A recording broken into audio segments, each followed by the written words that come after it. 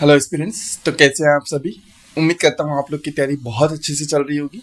हम आज फिर एक नए क्वेश्चन के साथ मिले हैं कि किस तरीके से क्वेश्चन में हमें पूछा गया है, किस तरीके से हमारी प्रेजेंस में हमें यहाँ पे आंसर्स लिखने हैं, या किस तरीके से हमारी अप्रोच होनी चाहिए क्वेश्चन को आंसर देने की, ताकि बेटर आंसर्स डेवलप हो सके। राइट, हम इसी चीज़ को समझने के लिए वापस मिले हैं कहीं ना कहीं। यहाँ पे हमारे क्वेश्चंस जो हैं किस तरीके से दिए जाते हैं और किस तरीके से आंसर्स है, ये डिफ्रेंशिएट कर सकता है आपकी अंडरस्टैंडिंग, हमारी अंडरस्टैंडिंग, या किसी टॉपर्स ने किस तरीके से आंसर्स लिखे उसकी अंडरस्टैंडिंग पे। तो आप खुद सोच के देखिएगा कि हम जब डिस्कस कर रहे हैं तो ओवरऑल पैटर्न को डिस्कस कर रहे हैं कि हाँ, पर्टिकुलर इस क्वेश्चन को इस टाइप के पैटर्न, इस टाइप के आंसर्स, पॉइंट्स, या फिर हम बोल सकते हैं इस तरीके के अपन पॉइंटर्स के अलावा भी इंफॉर्मेशन, डेटा को हम किस तरीके से इंगेज कर सकते हैं ताकि हमारे आंसर्स में मैक्सिमम एफिशिएंसी निकल के आ पाए इंफॉर्मेशन की, और मैक्सिमम प्रैक्टिकल जनरेट हो पाए कहीं ना कहीं आंसर, और किस तरीके से मैक्सिमम मार्क्स की अप्रोच रखे हुआ आंसर कहीं ना कहीं। हम इसी चीज़ की प्रैक्टिस कर रहे हैं कहीं ना कहीं। हम जब लगभग अभी 2020 के पेपर की सीरीज पे चल रहे हैं, जिसमें क्वेश्चन नंबर 3 को आज हम करेंगे, उसके पार्ट ए को सॉल्व करने की कोशिश करेंगे। किस तरीके से क्वेश्चन में पूछा गया, किस तरीके से आंसर्स लिखना है। ऑब्वियसली हमें पता है कि ये 150 वर्ड्स के अंदर लगभग हमें लिखना होता है, जिसके आंसर में हमें 10 मार्क्स मिलते हैं कहीं ना कहीं। अब यहाँ पे मार्क्स जब मिलते हैं तो मार्क्स किस बेस पे मिल रहे हैं, किस अंडरस्टैंडिंग पे, कितने वर्ड्स हम लिख पा रहे हैं, उस पर सबको डिपेंडेंसी रहती है कहीं ना कहीं। और हमने क्वेश्चन को कितना समझते हुए उसे आंसर्स देने की कोशिश करी, सब उस पर डिपेंडेंसी रखता है। चलिए, शुरू करने से पहले एज यूजुअल हम हमेशा एक कोड से शुरू करते हैं, कोड से अंडरस्टैंडिंग पढ़ते हैं, ताकि हम आंसर्स पढ़ रहे हैं तो आंसर्स के साथ हम कोड्स को भी रिवाइज कर पाए। क्योंकि कई बार क्वेश्चंस में ही कोड्स पूछ लिए जाते हैं, कई बार कोड्स को ही हमें आंसर्स में लिखना होता है कहीं ना कहीं। तो ये एफिशिएंसी प्रैक्टिस हम साथ में लेके चल रहे हैं कहीं ना कहीं। यहाँ पे इनके स्पीड अगर आपको स्लो लग रही है तो आप इसको 1.5 2x पे भी देखिए, बट इसको एंड तक देखिएगा जरूर, ताकि आपकी अंडरस्टैंडिंग किसी क्वेश्चन को कैसे सॉल्व करना है और इन्फॉर्मेशन के बेस पे बहुत ज़्यादा बढ़ पाए कहीं ना कहीं। राइट, चलिए, हमें यहाँ पे क्या समझाया जा रहा है इस कोड के थ्रू समझते हैं। Equity and ethics and equity and principles of justice do not change with the calendar.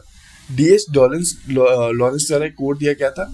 यहाँ पे सबसे ज़्यादा इंपॉर्टेंस किसको, एथिक्स को दिया हुआ है।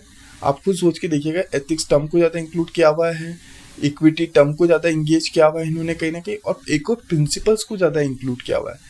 किस तरीके से ये जो चीज़ें हैं ये जस्टिस बताती हैं, ये जस्टिस को शो करने का काम करती है। जो समय के साथ, हम बोलते हैं ना, समय के साथ चीज़ें चेंज होती है, बट शायद कोर्ट के अंदर हमें ये बताया जा रहा है कि किस तरीके से ये तीनों चीज़ें हमेशा जस्टिस देने के लिए कभी चेंज नहीं हो सकती। इनका मूल सिद्धांत रूप से बेस हमेशा क्या होगा, सेम ही होगा कहीं ना कहीं। आप खुद सोच के देखिए, इस कोड को हम कहाँ यूज़ कर सकते हैं। जस्टिस से रिलेटेड क्वेश्चंस आए तो हम उसको बहुत बेटरली यूज़ कर पाएंगे कहीं ना कहीं, जहाँ पे हमें जस्टिफाई करना हो कोई आंसर, या जहाँ पे हमें केस स्टडी के किसी चीज़ को लेके जजमेंट देना हो, तो वहाँ पे हम इस कोड को यूज़ कर सकते हैं कहीं ना कहीं। इन केस आपको एथिक्स से रिलेटेड और भी कंटेंट पढ़ना है तो www.sojais.com पे भी विजिट कर सकते हैं आप। चलिए, अब क्वेश्चन की तरफ बढ़ते हैं। क्वेश्चन में हमें क्या बोला गया है, what teachings of Buddha are the most relevant in today and why. Discuss, हमें क्या डिस्कस करना है, आज के समय में बुद्धा की टीचिंग सबसे ज़्यादा इंपॉर्टेंट और रिलेवेंट क्यों है। रिलेवेंट क्यों, कैसे है, मतलब टीचिंग किस तरीके से रिलेट रखती है। हमने शायद फिलोसोफर्स या ग्रेट फिलोसोफर्स को हमने जब पढ़ा है तो हमने गौतम बुद्धा के बारे में बुद्धिज़्म के थ्रू बहुत समझने की कोशिश करी थी। इनकी टीचिंग्स को बताने कि आज के समय में कैसे रिलेवेंट रखती है और क्यों रखती है कहीं ना कहीं, उस चीज़ को डिस्कस करना है। 150 वर्ड्स है, 10 मार्क्स के लगभग हमें इसके आंसर्स के स्ट्रेंथ की कैपेसिटी है कहीं ना कहीं। अब हमारी सबसे पहली जो प्रैक्टिकल अप्रोच होती है कि किस तरीके से हमें क्वेश्चन का आंसर देना है, वो हमारी हो सकती है कि किस तरीके से हम अप्रोच ले रहे हैं। हमेशा अप्रोच हम 3 पार्ट्स में डिवाइड करते हैं। अप्रोच डिवाइड करने का बेसिक सा फंडा है introduction, body and conclusion. 3 part में हमेशा चीज़ों को डिवाइड करते हैं ताकि बेटर आंसर्स अप्रोच हो पाए। यहाँ पे अप्रोच में हम शुरुआत में ही अगर हमारे माइंड सेट बना लें, माइंड मैप बना लें कि किस तरीके से क्वेश्चन को हमें डील करना है, तो हमारे पॉइंट्स क्लियर हो जाते हैं कि हाँ, जब हम आंसर्स लिखने जा रहे हैं तो हमारे पॉइंटर्स रिफ्लेक्ट होते हैं कि हाँ, प्रेजेंटेशन वे बहुत परफेक्टली डिजाइन है। इंट्रोडक्शन, और हम कहीं ना कहीं क्या भूल नहीं पाते एक चीज़ों को, कि हमें पता है कि हमने एक प्लान आउट किया हुआ है, तो उस प्लान आउट के लिखेंगे तो कई सारी चीज़ें एफिशिएंसी के साथ, सिस्टमेटिक के साथ हम इन्वॉल्व कर पाएंगे। Contextual, introduction and at some points about Buddha के बारे में लीजिए, क्योंकि बुद्धा के बारे में बोला गया तो उनके बारे में डिटेलिंग कीजिए, थोड़ा सा इंट्रोडक्शन मेन बॉडी में ले सकते हैं। Mention the Buddha's teaching that are particularly relevant today. उनकी मेजर टीचिंग्स क्या थी, जैसे 4 नोबल ट्रूथ हुए या फिर 8 फोल्ड पाथ हुए, इन सब के बारे में हम लिख सकते हैं यहाँ पे। Explain how the relevance of Buddha teaching can be seen in various aspect of society. आज की सोसाइटी में कैसे एस्पेक्ट ये रखी जा सकते हैं, इनकी टीचिंग्स अप्रोचेबल देखी जा सकती है, इसके हमें क्या देने, एस्पेक्ट देने, मतलब कि real life practical examples pick करते हुए समझाना है कहीं ना कहीं, राइट, उसे एक्सप्लेन करना है। फिर कंक्लूड द वे अहेड, किस तरीके से ये जो हमने ऊपर समझाया है उसको कंक्लूड करना है कहने के।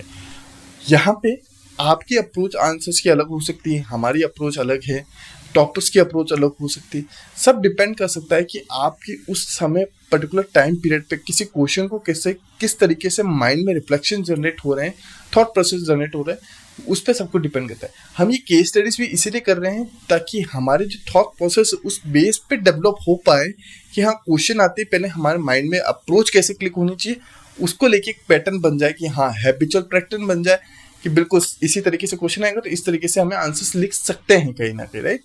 इंट्रोडक्शन क्या है, Buddha's teachings are timeless and continue to be relevant today. आज के समय में बहुत रिलेवेंट चीजें हैं कहीं ना कहीं, as they provide guidance for living happy and fulfilling life both individually and collectively. किस तरीके से इंडिविजुअल लेवल पे भी हेल्पफुल रहती है, सोसाइटल लेवल पे भी, कलेक्टिव मतलब society, community, religion, cultural, different तरीके से बात की जा सकती है। यहाँ पे बॉडी में क्या लिख सकते हैं, Here are some Buddha's teaching that are particularly relevant to today's। Basic सी टीचिंग हम बता देंगे। द 4 नोबल ट्रूथ हम जो अभी डिस्कस किया था कहीं ना कहीं, truth, Buddha's teaching four noble truth, the truth of suffering. सबसे पहली टीचिंग गौतम बुद्धा ने दी कि किस तरीके से हम आज के समय में जो सफरिंग कर रहे हैं उसको लेके बोला गया, the truth of cause of suffering. Suffering को भी हम लिख सकते हैं, यहाँ पे मिसरी को भी लिख सकते हैं, हम हमारी वर्ड्स किसी और तरीके से बन रहे हैं उस पर डिपेंड कर सकता है कि किस तरीके से जो सफरिंग हो रही है उसका कोर्स क्या है। The truth and the end of the suffering, and suffering खत्म कब होगी, सफरिंग जो चल रही है, प्रॉब्लम्स जो चल रही है वो खत्म कैसे होगी। सफरिंग की डिफाइन बहुत अलग तरीके से डिपेंड कर सकती है आपके ऊपर, मेरे ऊपर, बट इन्होंने ओवरऑल जनरल वे में ये 4 नोबल ट्रूथ दिए थे, sorry, right. The truth of the path to the end of suffering, end of suffering के पाथ की बात की, provide some frameworks for understanding nature of suffering and the path to liberation from it. किस तरीके से ये जो 4 इन्होंने नोबल ट्रूथ बताया है कि किस तरीके से ये प्रोसेस होते हैं और किस तरीके से यही पाथ है सबसे ज़्यादा इंपॉर्टेंट जो लिबरेशन, मतलब आज़ादी, फ्रीडम के लिए हमें आगे बढ़ाने के लिए मोटिवेट कर सकते हैं कहीं ना कहीं। अब 8 फोर्थ पाथ क्या है, गौतम बुद्धा, क्योंकि हम इसको डिटेलिंग में एक्सप्लेन करने जाएंगे तो हमारे पॉइंट्स, वर्ड्स की लिमिट बहुत खत्म है, टाइम बहुत कम है हमारे पास, तो इसीलिए हमें सिर्फ ओवरऑल पॉइंटर्स लिख सकते हैं यहाँ पे ताकि हम ओवरऑल गौतम बुद्धा की टीचिंग सबको समझा पाए करेंगे, क्योंकि रिलेवेंट एग्जांपल तो हम पीछे देंगे ही देंगे कहीं ना कहीं, राइट। 8 फोर्थ पाथ क्या है, Gautam Buddha teachings of 8 fourth path, right understanding, right intention, हमारा इंटेंशन कैसा सही होना चाहिए, राइट स्पीच, बोलने के तरीके सही होने चाहिए, राइट एक्शन, हमारे बिहेवियर किस थॉट प्रोसेस में बन रहा है वो सही होना चाहिए, राइट लाइवलीहुड किस तरीके से होना चाहिए, right effort, right mindfulness, right concentration, provides a practical guide for living a moral and ethical life. Obviously बात है ये सिद्धांत आज के समय में एथिकल और मॉरल और प्रिंसिपल वे में हमें सोसाइटी में किस तरीके से जीना है वो बहुत अच्छी तरीके से दर्शाने का काम करते हैं। नॉन वायलेंस सबसे इंपॉर्टेंट एक को दिया था, Buddha's teaching emphasises non violence, compassion and empathy towards all beings.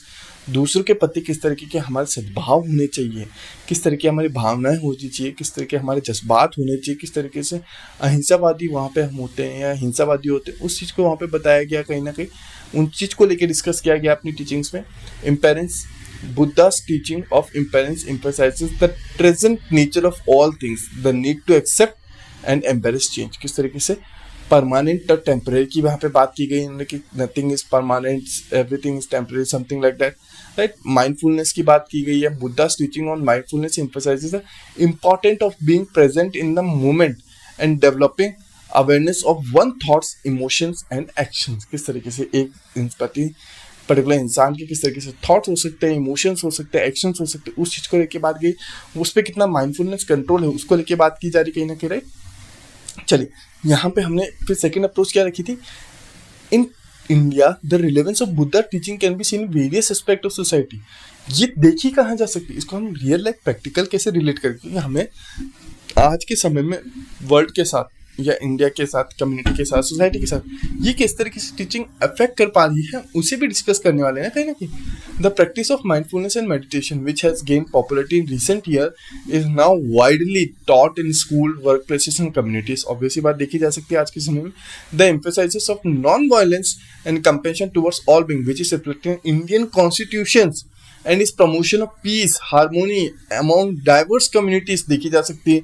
Government के पॉलिसीज में भी देखी जा सकती है, आपके राइट बिहेवियर में भी देखी जा सकती है, इंडिविजुअल लेवल पे भी देखी जा रही है। कहीं ना कहीं आप इंडिविजुअल लेवल पे हम बोलते हैं ना, किसी का बुरा नहीं करना, किसी का बुरा नहीं सोचना, वो चीज़ें ये टीचिंग्स यहाँ पे भी देखी जा रही है। The importance of social and environmental responsibilities which reflect in various initiatives aimed at promoting sustainable development and conservation of natural resources and social welfare देखी जा सकती है कहीं ना कहीं। ये प्रैक्टिकल एग्जांपल आप और भी उठा सकते हैं, आप पे डिपेंड कर सकता है कि आप उस टाइम पर्टिकुलर टाइम पीरियड पे कितना सोच पा रहे हो उस चीज को लेके कहीं ना कहीं, राइट। आप कंक्लूजन के तौर पे क्या लिख सकते हैं, overall Buddha's teaching continues to inspire and guide peoples towards a more fulfilling compassionate way of life. किस तरीके से पूरी जिंदा दिली के साथ कैसे जिंदगी जी जाती है गौतम बुद्धा, जो बुद्धा's टीचिंग है उसके अंदर दिखाया गया कहीं ना कहीं, both in India and around the world. ये सिर्फ इंडिया के लिए टीचिंग नहीं थी, ये ऑल ओवर वर्ल्ड में टीचिंग को एक्सप्लोर देखा जा सकता है। और ऑल ओवर वर्ल्ड के लिए एक सिद्धांतवादी प्रिंसिपल्स टीचिंग्स डिसाइड की गई थी बुद्धा के द्वारा, जो हमारे वेरियस लाइफ में आज के समय में, आज के एस्पेक्ट में भी हमें क्या कर सकते हैं, मदद कर सकते हैं हर एक चीज़ को लेके कहीं ना कहीं। होपफुली आपको क्लियर हुआ होगा किस तरीके से क्वेश्चन में पूछा जा रहा है, किस तरीके से हमें आंसर्स लिखने हैं। यहाँ पे हमारे आंसर्स में हो सकता है कि कुछ वर्ड्स हमने एक्सटेंड कर दिए हैं, कुछ बड़ा चढ़ा के बोला है, बट यहाँ पे आपको वर्ड लिमिट का ध्यान रखना है। हम ओवरऑल पॉइंटर्स को एक्सेप्ट करते हैं, ओवरऑल पॉइंटर्स को लिखने की कोशिश करते हैं कि यस ये पॉइंट्स इंक्लूड हो सकते हैं।